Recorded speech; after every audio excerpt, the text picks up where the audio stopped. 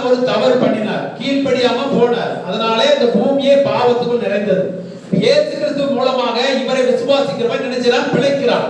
இவர் விசுவாசிக்கிறவன் பாவத்திலிருந்து நீங்களாக்கப்பட்டு விடுதலையாக்கப்படுகிறான். அப்ப ஒரு மனுஷனுக்குள்ள பாவம் இல்லை என்றால் அவன் நியாயத்தினாலே எங்க போவான்?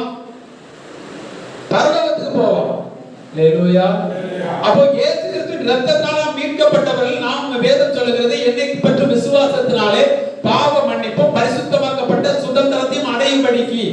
அப்ப இயேசு கிறிஸ்துவை நீங்கள் விசுவாசிக்கிறதுனால உங்களுக்கு என்னது விலையேறப்பட்ட என்னது கிடைக்கிறது? பாவ மன்னிப்பு கிடைக்கிறது, பரிசுத்தமாக்கப்பட்ட சுதந்திரம் உங்களுக்கு கிடைக்கிறது. அல்லேலூயா. இதை இயேசு கிறிஸ்துவை விசுவாசிக்கிற விசுவாசத்தினால்.